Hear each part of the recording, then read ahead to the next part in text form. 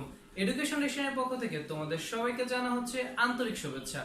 আজকে আমরা ইংরেজি দ্বিতীয় পত্রের অনেক ইম্পর্টেন্ট একটি গ্রামার টপিকস নিয়ে আলোচনা করব। সো আমাদের গ্রামারের যে টপিকসটা সেই টপিকসটা হচ্ছে ট্রান্সফরমেশন অফ সেন্টেন্স। তো ট্রান্সফরমেশন সেন্টেন্সের যে বিষয়গুলো আছে সেই বিষয়গুলোর প্রতিটি খুঁটিনাটি কোথায় কি ব্যবহৃত হয় সেগুলো নিয়ে আজকে আমাদের এই ক্লাসটি সাজানো হয়েছে। তো একটা কাজ করা যাক, সেটা হচ্ছে আমরা কথা না বাড়িয়ে আমাদের যে নির্ধারিত ক্লাস আছে সেই ক্লাসটায় আমরা চলে যাচ্ছি।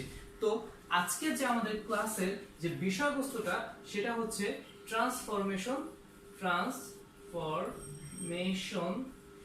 Of sentence. এই যে ট্রান্সফরমেশন অফ সেন্টেন্স, এই ট্রান্সফরমেশন অফ সেন্টেন্স নিয়ে আমরা দেখা যাচ্ছে আমাদের ক্লাস 6 থেকে শুরু করে এইচএসসি লেভেল পর্যন্ত, ইনফ্যাক্ট পাবলিক যে অ্যাডমিশন টেস্টগুলো আছে সেই অ্যাডমিশন টেস্টগুলোতে এই ট্রান্সফরমেশন সেন্টেন্সটা অনেক গুরুত্বপূর্ণ একটি অবদান রাখে। এই গুরুত্বপূর্ণ অবদানটা আমাদেরকে যতটা প্লাস ফিগার তৈরি করে ঠিক ততটাই মাইনাস ফিগার তৈরি করে। কারণ হচ্ছে আমরা দেখা যাচ্ছে অনেক সময় এই ট্রান্সফরমেশন সেন্টেন্সের যে বিষয়গুলো আছে সেই বিষয়গুলো খুব ভালো মতো মেমোরাইজ না করে যে পাঠ্য বই আছে সেই পাঠ্য বইয়ের রুলসগুলো আমরা পড়ে পরীক্ষাতে প্রয়োগ করতে চাই, দেখা যায় কোশ্চেনটা একটু পরিবর্তন করার ফলে আমাদের যে এক্সাম্পলগুলো আছে সেই এক্সাম্পলগুলো কি হয়ে যাচ্ছে, পরিবর্তন হয়ে যাচ্ছে, দ্যাটস ওয়াই আমরা অ্যান্সারটা দিতে পারছি না। তো আজকে আমাদের এই ক্লাসটাই শুধুমাত্র সেই সব স্টুডেন্টদের জন্য যারা এই চ্যাপ্টারটা খুব ভালো মতো মেমোরাইজ করেছে কিন্তু এক্সাম হলে যে শুধু একটু পরিবর্তনের জন্য অ্যান্সার দিতে পারেনি। ঠিক আছে, তো এই ট্রান্সফরমেশন সেন্টেন্স নিয়ে যে খুঁটিনাটি বিষয়গুলো আছে সেই খুঁটিনাটি বিষয়গুলো জানার আগে আমরা একটু জেনে নেই এই ট্রান্সফরমেশন সেন্টেন্সের ভিতরে কোন টপিকসগুলো আমাদের থাকে। সো ট্রান্সফরমেশন সেন্টেন্সের মধ্যে আমাদের যে টপিকসগুলো থাকে, প্রথমটা থাকে হচ্ছে অ্যাসার্টিভ সেন্টেন্স, যেখানে আমাদের সেন্টেন্স পার্ট থাকে। ঠিক আছে, assertive sentence plus negative sentence. ঠিক আছে, মানে মূলত হচ্ছে এই পার্টটা আমাদের সেন্টেন্স নিয়ে গঠিত হয়, এই পার্টটা হচ্ছে আমাদের ডিগ্রি নিয়ে গঠিত হয়, এবং লাস্ট ওয়ান যে পার্টটা সেটা হচ্ছে আমাদের ভয়েস চেঞ্জ নিয়ে গঠিত হয়।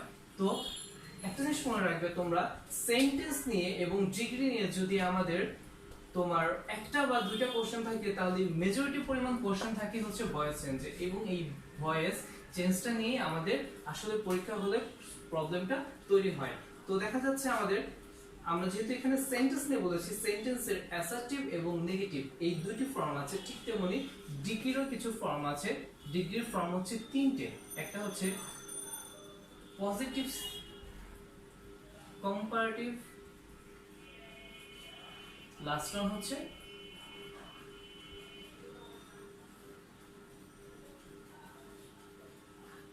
সুপারলেটিভ। ঠিক আছে, ঠিক তেমনি ভয়েস চেঞ্জেও আমাদের দুটো টপিকস আছে, সেটা হচ্ছে অ্যাক্টিভ ভয়েস, লাস্ট ওয়ান হচ্ছে প্যাসিভ ভয়েস। ঠিক আছে, এই হচ্ছে আমাদের ট্রান্সফরমেশন সেন্টেন্সের যে গঠন প্রণালী কিভাবে গঠিত হচ্ছে এবং কার সাথে গঠিত হচ্ছে এই বিষয়গুলো। তো আজকের শুধুমাত্র একটি পার্ট নিয়ে আমরা আলোচনা করব। বিস্তারিত যদি সম্পূর্ণ পার্ট নিয়ে আলোচনা করি দেখা যাচ্ছে আমাদের ভিডিওটা অনেক বড় হয়ে যাবে। তো আমরা এই ট্রান্সফরমেশন সেন্টেন্সকে তিনটি পার্টে ভাগ করব। আজকে আমরা ভয়েস নিয়ে আলোচনা করব, নেক্সট যে ক্লাস থাকবে সেখানে আমরা ডিগ্রি নিয়ে আলোচনা করব, এবং লাস্ট ওয়ান যে ক্লাসটা থাকবে সেখানে আমরা সেন্টেন্স নিয়ে আলোচনা করব। ঠিক আছে, তো আজকে যেহেতু আমরা ভয়েস চেঞ্জ নিয়ে আলোচনা করছি, তো আমরা একটি কাজ করি, এই ভয়েস চেঞ্জটা এখানে নিয়ে আসি। ঠিক আছে, ওকে। এখন ভয়েস চেঞ্জটা কিভাবে আমাদের হয়ে থাকে তো দেখা যাচ্ছে আমরা একটি এক্সাম্পল দিই আগে। ঠিক আছে, এই এক্সাম্পলে একটি কথা লিখি, সেটা হচ্ছে আই ট্রাইস। আমরা যখন ছোটবেলায় যখন ক্লাস 6 এ পড়ি তখন দেখা যাচ্ছে আমরা যখন আমাদের স্যারদের কাছে ভয়েস চেঞ্জ আলোচনা করতে যাই তখন দেখা যায় মোস্ট অফ দ্য টিচারই এই এক্সাম্পলটাই দিয়ে থাকে, আই ট্রাইস। কারণটা হচ্ছে এই আই ট্রাইস দিয়ে আমাদের ভয়েস চেঞ্জের যাত্রাটা শুরু হয়। কিভাবে শুরু হয় সেটা তোমাদের আগে বোঝাচ্ছি।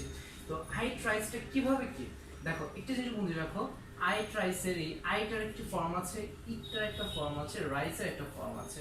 তো আইটাকে আমরা কি বলি? আইটাকে আমরা সাবজেক্ট বলি। ঠিক আছে, এই বিষয়গুলো খুঁটিনাটি জানতে হবে। ঠিক আছে, আইটাকে আমরা সাবজেক্ট বলি। এখন কথা হচ্ছে সাবজেক্টকে আমরা কয় ভাগে ভাগ করতে পারি। দেখো সাবজেক্টকে আমরা দুই ভাগে ভাগ করি, ঠিক আছে। একটা হচ্ছে ব্যক্তিবাচক সাবজেক্ট আর একটা হচ্ছে বস্তুবাচক সাবজেক্ট, ঠিক আছে। বস্তুবাচক সাবজেক্ট, তো আমাদের যেহেতু এখানে আই বলছে, আইটা আমাদের ডেফিনেটলি কি ব্যক্তিবাচক সাবজেক্ট, ঠিক আছে। আর বস্তুবাচক সাবজেক্ট হতে লাইক তোমার এখানে বুক হতে পারে, ঠিক আছে, তারপর হচ্ছে টেবিল হতে পারে, এগুলো যেগুলো হচ্ছে আমাদের মুভেবল না, নিজেরা যারা মুভ করতে পারে না, সেটা হচ্ছে আমাদের বস্তুবাচক সাবজেক্ট। তো এখানে আমরা আই ট্রাইস দিয়েছি, আইটা হচ্ছে আমাদের ব্যক্তিবাচক, বুঝতে পারলাম। এখন ইটটা কি, ঠিক আছে, এটা একটু আমরা বুঝে নিই ইটটা কি। দেখো এই ইট, এখানে আমি লিখি ইটটা হচ্ছে আমাদের ভার্ব, ঠিক আছে। আমরা কি জানি কোনো কিছু কাজ করার সামর্থ্যকে আমাদের কি বলে, ক্রিয়া বলে, এবং ইংলিশে ভার্ব বলে। তো ভার্বের ক্লাসিফিকেশন আছে দুটো, সেটা হচ্ছে ভার্বকে আমরা দুই ভাগে ভাগ করি, একটা হচ্ছে মেইন ভার্ব আর একটা হচ্ছে অক্সিলারি ভার্ব। ওকে, এখন আমরা মেইন ভার্ব কি বলি। মেইন ভার্ব হচ্ছে যদি আমাদের কর্তা মানে প্রিন্সিপাল নিজে কাজ করে, ঠিক আছে, এরকম বলতে পারি নিজে কাজ করে বা তার কাজ করার সামর্থ্য থাকে, সেটাকে আমরা মেইন ভার্ব বলি, ঠিক আছে। আর অক্সিলারি ভার্ব, অক্সিলারি ভার্ব হচ্ছে কর্তা নিজে না কাজ করে অন্যের দ্বারা ক্রিয়াটা সম্পন্ন করার জন্য যাকে আশ্রয় গ্রহণ করবে, সেটা হচ্ছে আমার অক্সিলারি ভার্ব। এখন আমাদের অক্সিলারি ভার্বকে আবার আমরা দুই ভাগে ভাগ করি, সেটা হচ্ছে একটি হচ্ছে বি ভার্ব আর এটা হচ্ছে WH কোশ্চেনস। এখন WH কোশ্চেনের সাথে আমরা যখন ক্লাস 5 এ পড়ি তখন এই জিনিসটা আমরা আলোচনা করেছিলাম বা বুঝতে পেরেছিলাম WH কোশ্চেন কি। তারপর আমরা তোমাদের একটু বোঝাই। WH কোশ্চেন হচ্ছে what, when, how, where, which, ঠিক আছে। এই যে বিষয়গুলো আছে what, when, how, where, which, মানে হচ্ছে যেগুলো দিয়ে বা যে টার্মস গুলো দিয়ে আমরা কি করতে পারি, কোনো কিছু কোশ্চেন করে থাকি, সেটাই হচ্ছে আমাদের WH কোশ্চেন। দেখা যায় what is your name, when you are come, how are you, where are you live, এগুলো দিয়ে কি আমরা কি কোশ্চেন করি, মানে হচ্ছে তোমার কর্তা কাউকে কোশ্চেন যদি করার জন্য যে টার্মস গুলো ব্যবহার করে সেগুলো হচ্ছে WH কোশ্চেনস। এবং বি ভার্বকে আমরা বি ভার্ব বলতে এখানে বোঝাই হচ্ছে তোমার am, is, are, was, were, shall, should, can, could, ঠিক আছে। এরকম অনেকগুলো আমাদের বি ভার্ব আছে। তো আমরা আজকে কি এখানে কি আমরা বুঝতে পারলাম, এখানে আমরা ভার্ব দিয়ে বুঝতে পারলাম যে ভার্ব হচ্ছে দুই প্রকার, একটা হচ্ছে মেইন ভার্ব, একটা হচ্ছে অক্সিলারি ভার্ব। মেইন ভার্ব হচ্ছে যদি প্রিন্সিপাল নিজে কাজ করে, সেটা হচ্ছে মেইন ভার্ব। অক্সিলারি ভার্বের দুইটি অংশ আছে, একটি হচ্ছে WH কোশ্চেনস, একটি হচ্ছে বি ভার্ব। WH কোশ্চেন যা দিয়ে আমরা প্রশ্ন করি সেটা হচ্ছে আমাদের WH কোশ্চেনস, আর বি ভার্ব হচ্ছে আমাদের এই যে am, is, are, was, were, shall, should, can, could, may, might, এগুলো হচ্ছে আমাদের বি ভার্ব। তো আমরা বুঝে নিলাম এই ইটটা হচ্ছে আমাদের কি ভার্ব টাইপে পড়ছে। আর এই যে রাইস, রাইস মানে হচ্ছে আমাদের ভাত। যাই হোক, এটা হচ্ছে আনকাউন্টেবল নাউন। তো আমরা নাউনে যাচ্ছি না, এই রাইসটা কোন টার্মে বসেছে সেটা আমরা বুঝছি। এই রাইসটা হচ্ছে আমাদের অবজেক্টে আছে, মানে বাকি অংশ। সবসময় এটি মনে রাখবে, একটি সেন্টেন্সের তিনটি পার্ট থাকে, একটি থাকে সাবজেক্ট, একটি থাকে ভার্ব, একটি থাকে অবজেক্ট। সো আমরা এই সেন্টেন্সে সবগুলো টার্ম পেয়ে গেছি। এখন এটা আমরা কোন ভয়েসে আছে সেটা আমরা একটু বুঝতে চেষ্টা করি।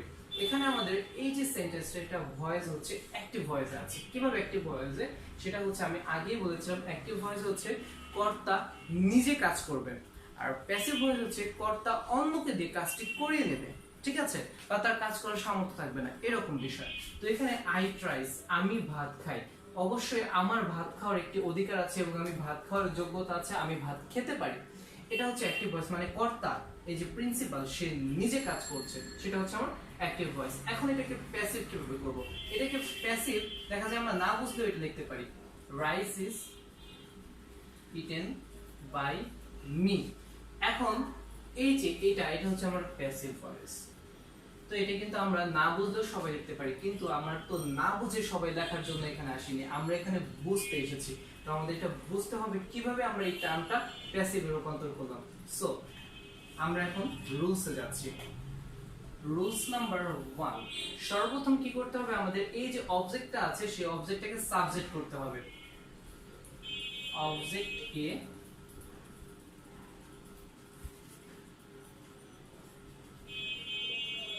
সাবজেক্ট করতে হবে, ঠিক আছে।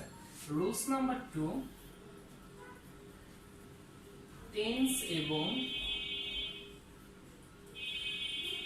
সাবজেক্ট অনুযায়ী ভার্ব পরিবর্তন হবে, ঠিক আছে, ভার্বের পরিবর্তন হবে।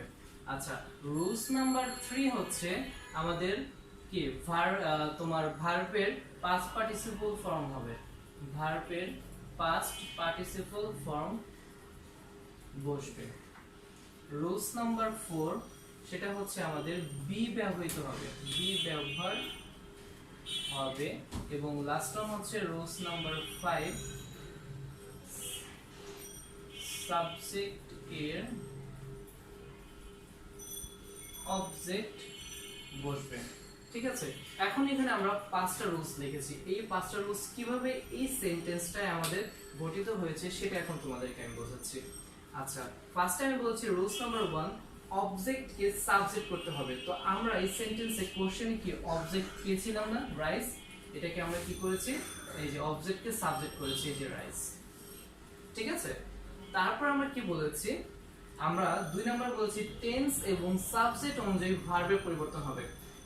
তো এখানে আমাদের কি করেছি, এখানে আমরা ইজ ব্যবহৃত করেছি। তো আই ট্রাইস, আমরা দেখা যায় যখন আমরা স্ট্রং ভার্ব উইক ভার্ব পড়েছি তখন আমরা এই জিনিসগুলো পড়েছি, ইট, এট, ইটেন। তো এখানে ডেফিনেটলি ইটটা হচ্ছে আমাদের প্রেজেন্ট ফর্ম, ঠিক আছে, এটা হচ্ছে আমাদের পাস্ট আর এটা হচ্ছে পাস্ট পার্টিসিপল, ঠিক আছে। যাই হোক, পিপিএফ প্লাস V3 যাই লিখতে পারো তোমরা। তো এই সেন্টেন্সটাতে আমরা বুঝতে পেরেছি এটা হচ্ছে আমাদের প্রেজেন্ট ইনডিফিনিট টেন্স। আর প্রেজেন্ট ইনডিফিনিট টেন্সে অবশ্যই আমাদের কি ব্যবহৃত হয়, প্রেজেন্ট ইনডিফিনিট টেন্সে আমাদের ব্যবহৃত হয় হচ্ছে am, is, are। যেহেতু আমরা এখানে is ব্যবহৃত করেছি, অবশ্যই এখানে একটা কথা আছে, কথাটা মনে রাখবে, isটা সব সময় সিঙ্গুলারে বসে, আরটা হচ্ছে আমাদের প্লুরাল ফর্ম, আর আমটা শুধুমাত্র আমার I এর জন্য বসে। তো কি বললাম, আমটা বসে I এর জন্য, ইসটা বসে সিঙ্গুলার জন্য, আরটা বসে প্লুরালের জন্য। এখন তোমরা বলতে পারো যে রাইস, এটা তো অনেকগুলো চাল বোঝানো যায়, তাহলে এটাকে কেন আমরা ইজ বলেছি, কিন্তু আমরা আর বলতে পারতাম। কেন আমরা এটাকে ইজ বলেছি সেটা হচ্ছে রাইসটা হচ্ছে আমাদের আনকাউন্টেবল নাউন। আর আনকাউন্টেবল নাউন বলতে আমরা কি বুঝি, আনকাউন্টেবল নাউন হচ্ছে যা আমরা গণনা করতে পারি না বা গণনা করা যায়। হ্যাঁ, আমাদের যদি আমরা 1 কেজি চাল দিয়ে যদি বলি যে তুমি এটা বসে বসে গুনতে পারো, তুমি কি 1 বছরে কি 2 বছর যে কোনো একটা নির্দিষ্ট সময় তুমি এটা গুণা শেষ করতে পারবে, কিন্তু সেটা কিন্তু আমাদের জন্য গ্রহণযোগ্য না। এর জন্য দেখা যায় যারা ইংলিশের নিয়ে রিসার্চ করেছে, সেই রিসার্চ যারা করেছে তার একটি সুন্দর একটি তথ্য দিয়েছে, সেটা হচ্ছে যা গণনা করতে অনেকটি সময় ব্যবহৃত হয় বা অনেকটি সময় লাগে, তাই হচ্ছে আমাদের আনকাউন্টেবল নাউন। সো এটা হচ্ছে আমাদের অনেকটি সময় ব্যক্তি ধরে এই কাজটি হবে, তার জন্য এটাকে আমরা আনকাউন্টেবল নাউন হিসেবে ধরে নিয়েছি, যা গণনা করা যায় না। তো রাইসটা হচ্ছে এরকম, গণনা করা যাচ্ছে না, এর জন্য আমরা ইজ ব্যবহৃত করলাম। তো আমাদের 2 নম্বর রুলসটা হয়ে গেল। 3 নম্বর রুলস হচ্ছে ভার্বের পাস্ট পার্টিসিপল ফর্ম হবে। তো এখানে একটা কথা তোমরা খুব ভালো মতো মনে রাখবে, এখানে কিন্তু ভার্ব হচ্ছে 2টা, এটা হচ্ছে ইজ, এটা হচ্ছে ইটেন। ইজটা হচ্ছে আমাদের কি ভার্ব, অক্সিলারি ভার্ব, বি ভার্বের মধ্যে পড়েছে, আর ইটেনটা হচ্ছে আমাদের প্রিন্সিপাল বা মেইন ভার্ব, ঠিক আছে। এই কথাটা সবসময় মনে রাখবে, যদি একটি সেন্টেন্সে 2টি ভার্ব থাকে তো একটি ভার্বের সাথে আইএনজি পরবর্তী ভার্বের পাস্ট পার্টিসিপল ফর্ম বসে। তো এখন কথা হচ্ছে, আমি বললাম একটি সেন্টেন্সে 2টি যদি ভার্ব থাকে, একটি ভার্বের সাথে আইএনজি পরবর্তী ভার্বের পাস্ট পার্টিসিপল ফর্ম হবে। তো আমরা এখানে ইজের সাথে কি আইএনজি যোগ করেছি? অবশ্যই না, কারণ হচ্ছে এতটুকু আমরা জানি যে মডেল যে অক্সিলারি ভার্বগুলো আছে, যেমন am, is, are, was, are, like, আর অনেকগুলো আছে, তাদের সাথে কখনো ভার্বের আইএনজি বসে না। তো আমরা এটা ভেবে নেব যে এখানে ভার্বের সাথে আইএনজি আছে, তো আইএনজি থাকলে পরবর্তী ভার্বের পাস্ট পার্টিসিপল ফর্ম ইটেন, এখানে ইট, অ্যাট, ইটেন, এই যে এখানে ইটেন ছিল, সেই ইটেনটা, ঠিক আছে। তো আই থিঙ্ক তোমরা এটা বুঝতে পেরেছো যে আমি এখানে কি বলেছি, ঠিক আছে। তো এখানে তার জন্য আমরা ইটেন বসালাম, টেন্স যে বি ভার্ব হয়ে গেল, ভার্বের পাস্ট পার্টিসিপল ফর্ম হয়ে গেল।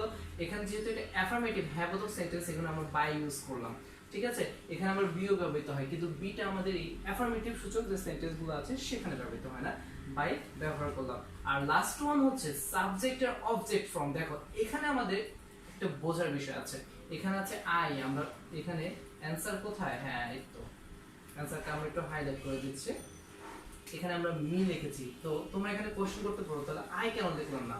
তো এখানে আমরা বলেছি সাবজেক্টের অবজেক্ট ফর্ম হবে, তো আই এর অবজেক্ট ফর্ম হচ্ছে মি।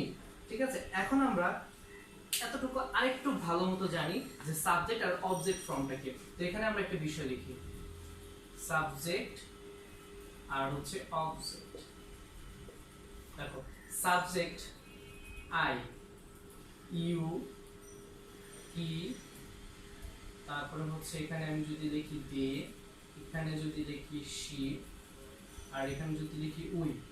তো আই এর অবজেক্ট হচ্ছে মি, ইউ এর অবজেক্ট ইউই হয়, হি হচ্ছে হিম, দে থাকলে হচ্ছে দেম, শি থাকলে হচ্ছে হার, উই থাকলে হয় আস। এখন তোমাদের হয়তো বা একটু কষ্ট হতে পারে এত কিছু বোঝার জন্য, বা এত কিছু মাঝখানে আমি একটু ছোট ছোট করে যে টপিকস গুলো বলছি সেগুলো বোঝার জন্য। তার তো এখানে আমি সবকিছু একদম সিম্পলি বোঝানোর জন্য এই বোর্ডটা এভাবে রেখে দিয়েছি, ক্লিন করিনি। কারণটা হচ্ছে দেখা যাচ্ছে এই টপিকটা পড়ানোর সময় একটির সাথে আরেকটির সম্পর্ক আছে, তো দেখা যাচ্ছে খুব ইজিলি আমি সেই সম্পর্কগুলো কিভাবে হচ্ছে সেগুলো তোমাদের দেখাতে পারবো। তার জন্য এই বোর্ডটা এখনো এই অবস্থাতে আছে। তো আমি যে টপিকসগুলো ইম্পর্টেন্ট সেগুলোকে আমি রেড মার্ক দিয়ে আন্ডারলাইন করে দিচ্ছি, যেন তোমাদের এগুলো হাইলাইট করতে অনেকটা ইজি হয়। ঠিক আছে, এই যেমন এই যে টপিকসটা I, you, he, they, she, we, এটার হচ্ছে মি, ইউ, হিম, দে, হার, আর হচ্ছে আস। তো এই যে বিষয়গুলো আছে এটা হচ্ছে আমাদের সাবজেক্ট এবং অবজেক্ট ফর্ম। অবশ্যই এই বিষয়গুলো কিন্তু তোমরা নোটস করে রাখবে, না হলে কিন্তু পরবর্তীতে ভুলে যাবে। তো আমরা এই বিষয়টা আরেকবার একটু বুঝি। আই ট্রাইস, কোশ্চেন দেওয়া আছে, বলছে make it passive sense. Passive সেন্সে আমাদের কি হবে, আমাদের প্রথম রুলস অনুযায়ী অবজেক্টটা সাবজেক্ট হবে, অবজেক্টটাকে আমরা সাবজেক্ট করেছি, এখানে রাইজ দিয়েছি। তারপর আমাদের রুলস নাম্বার 2 তে বলছে টেন্স অনুযায়ী সাবজেক্টের ভার্ব পরিবর্তন হবে। তো এখানে যেহেতু আমাদের রাইজ আনকাউন্টেবল নাউন এবং টেন্সটা হচ্ছে প্রেজেন্ট টেন্সে আছে, দ্যাটস ওয়াই আমরা এখানে ইজ বসিয়েছি গেল। তারপরে বলেছে আমাদের ভার্বের পাস্ট পার্টিসিপল ফর্ম হবে, এই যে ভার্বের past participle form it, at, eaten, ভার্বের পাস্ট পার্টিসিপল ফর্ম আমরা এখানে ব্যবহৃত করলাম। তারপর হচ্ছে যেহেতু এটা অ্যাফার্মেটিভ হ্যাবোধক সেন্টেন্স তাই এখানে আমরা বাই ব্যবহার করছি। এবং লাস্ট ওয়ান হচ্ছে সাবজেক্টের অবজেক্ট ফর্ম হবে, এখানে আমাদের আই ছিল, আই এর অবজেক্ট ফর্ম হচ্ছে মি, যে এটা আমি এখানে লিখে দিয়েছি। আই এর অবজেক্ট ফর্ম হচ্ছে মি, ইউ হচ্ছে ইউ, হি থাকলে হিম, দে থাকলে দেম, শি থাকলে হার, আর হচ্ছে উই থাকলে আস। এই এত কিছু হচ্ছে আমাদের তোমার প্রেজেন্ট যে প্রেজেন্ট টেন্সের যে ভয়েস চেঞ্জগুলো আছে বা অ্যাফার্মেটিভ গুলো যে ভয়েস চেঞ্জ আছে সেগুলো। তার সাথে আরেকটি ইম্পর্টেন্ট বিষয় হচ্ছে আমাদের যদি সেন্টেন্সে, এতটুকু তোমরা জেনে রাখো, যদি সেন্টেন্সে আমাদের কাছে, এটা আমরা রেড পেন দিয়ে লিখি হাইলাইটের জন্য, যদি আমাদের সেন্টেন্সে ভার্ব প্লাস আইএনজি থাকে তাহলে আমাদের বিং ব্যবহৃত হয়। আর যদি ভার্ব প্লাস ভি3 মানে পাস্ট পার্টিসিপল ফর্ম থাকে তাহলে আমাদের বিন ব্যবহৃত হয়। তাহলে এগুলো কোথায় ব্যবহৃত হবে, যেমন এখানে যদি লিখতো আই এম ইটিং রাইস, তাহলে তো rice is eating, rice is being. ঠিক আছে, এখানে আমাদের বিং ব্যবহৃত হতো। ঠিক আছে, রাইস ইজ বিং, তখন verb past participle form eaten by me. আবার এটা যদি লিখতো আই হ্যাভ ইটেন রাইস, তাহলে তো rice have been eaten by me. ঠিক আছে, এই হচ্ছে আমাদের তিনটি রুলস, যেটা হচ্ছে আমাদের অ্যাক্টিভ সেন্টেন্সকে প্যাসিভ সেন্টেন্সে রূপান্তর করার অ্যাফার্মেটিভের সেন্টেন্স। তো শিক্ষার্থী বন্ধুরা, আজকে এতটুকু আলোচনা করছি। তারপরও যদি তোমাদের কোনো কোশ্চেন থাকে তোমরা অবশ্যই আমাদের কমেন্ট সেকশনে জানাবে, আমরা আরো বিস্তারিত তোমাদেরকে জানানোর চেষ্টা করব আমাদের পরবর্তী ক্লাসে। তো আজকের ক্লাসটা আমাদের ছিল কিসের, ভয়েস চেঞ্জের। পরবর্তী যে ক্লাসটা থাকবে সেটা থাকবে আমাদের ডিগ্রি, এবং লাস্ট অন যে ক্লাসটা সেটা থাকবে আমাদের সেন্টেন্সের। তো প্রতিটি ক্লাস খুবই মনোযোগ দিয়ে তোমাদের দেখার জন্য অনুরোধ করা হলো, এবং আমাদের পরবর্তী যে ভিডিওটা সেটা দেখার জন্য তোমাদের আমন্ত্রণ জানানো হলো। তো আজ এই পর্যন্তই। Always I say stay home, stay safe, be perfect.